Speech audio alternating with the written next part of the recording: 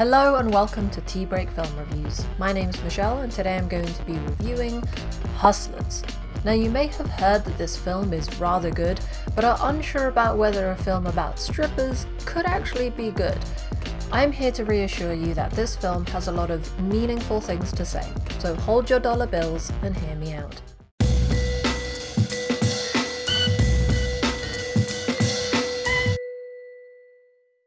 Hustlers follows the character of Destiny, the new girl at a strip club who befriends the older and more experienced Ramona, who teaches Destiny how to encourage big spending from her clients, especially Wall Street guys. After leaving briefly and the 2008 financial crash, Destiny is forced to return to the club and sees that Ramona has found a new way to bring clients in, called fishing. Ramona invites Destiny to join her. To make sure they have a higher chance of succeeding, Ramona adds the spiking of the guys' drinks with a mix of MDMA and ketamine to the plan, which makes it easier to get their credit cards and charge money to them. Eventually, one of the guys loses everything and goes to the police with evidence that incriminates Ramona and Destiny and their cohorts. That is by far the longest plot outline I have done, but don't let that put you off the film, which has a far less clunky pace than my description of it. In fact, that is one of the things I liked about this film, the pace. The filmmakers knew when to montage and when not to montage, and effectively showed things through little actions or details rather than whole scenes. An example of this is the montage that opens the film. We see Destiny getting ready to perform, go out on stage, dance for some sleazeballs, lose money she's earned because she has to tip people at the club. She goes home, goes to bed, wakes up the next day, gets ready, and right before she leaves, the montage finishes with her asking her grandmother where the necklace is that she normally wears. Her grandmother replies, "It's fine, Dorothy." From that short sequence, we see how unglamorous and unfair Destiny's life is, but we understand her reason for doing what she does.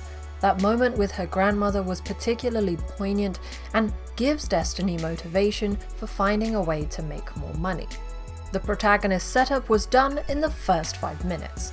What is also interesting about this montage is the voiceover from Janet Jackson from her song Control that plays over the very first shot.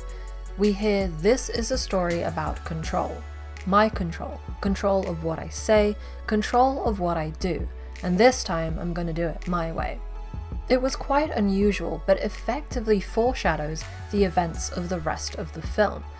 In essence, it's a story about how Destiny gains control and remains in control of her life. I was hooked. From then on, this film continued to surprise me. How many pole dancing or stripping scenes have you seen in films? I assume enough to have a template of what they should look like. Hustlers takes those scenes and gives them new life. For example, the heavily talked about scene where J.Lo or Ramona shows Destiny pole dance positions is accompanied by a Chopin etude. The filmmakers have removed the focus from the setting and brought it to the teacher-student relationship, the athleticism of the activity, and the reality of the work that goes on behind the profession. It was strange to begin with, but certainly grabbed my attention because I could tell that the filmmakers were treating their subject with respect and not making fun of the characters, but instead finding interesting ways to better portray their story. That is the biggest and best surprise of this film. The story is treated like any other story, deserving of some cinematic creativity. Take Magic Mike. Sure, it broke the rules, or maybe just the one rule. The strippers that were normally women were now men, but the feel of the film, the cliches in the story, made it no better than any other film on the topic.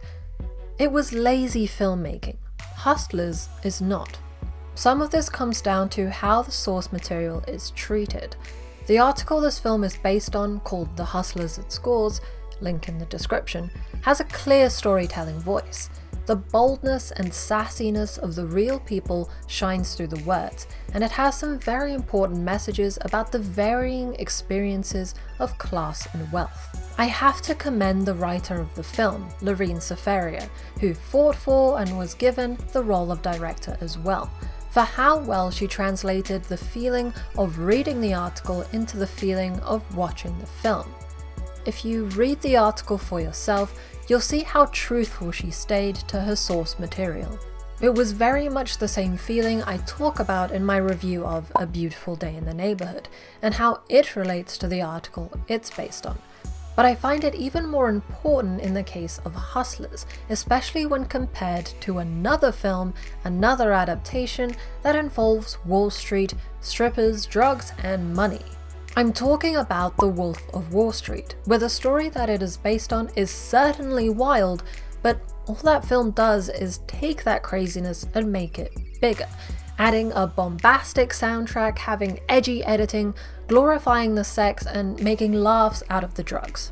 Yes, Scorsese has created a fun experience, but I would argue that Scafaria has made a far more convincing, creative, and emotionally rooted cinematic presentation of the same topic from a different point of view. She takes things said by the real women to the journalist and puts them in the film, managing to then surround them with dialogue that matches, and actions that always felt right in the moment. One of my favourite lines comes in the very last scene of the film, and I don't think I will spoil anything by saying them here. Ramona says, "Everybody's hustling. This city, this whole country is a strip club. You got people tossing the money and people doing the dance."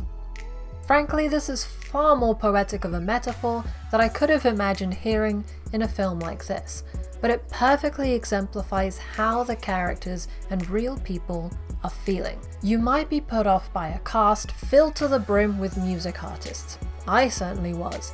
But if we excuse a slow motion shot of Usher walking into the club, then this is the best performing, likely best directed bunch of pop stars that I have seen on screen. There is reason behind J.Lo's Golden Globe nomination. She absolutely owns this character in what I would call is the performance of her career. So, what could have been a cliched party film has been transformed into a friendship-centered drama with heart, creative oomph, and a script that stays truthful to the story it's trying to tell.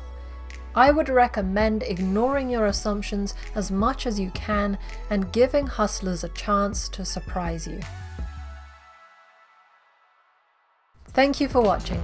Please like this video if you enjoyed it, subscribe and hit the bell icon if you want to see more videos, and comment with your thoughts on the topic. What films have completely subverted your expectations? This has been Tea Break Film Reviews. My name's Michelle, and I hope you have a great day.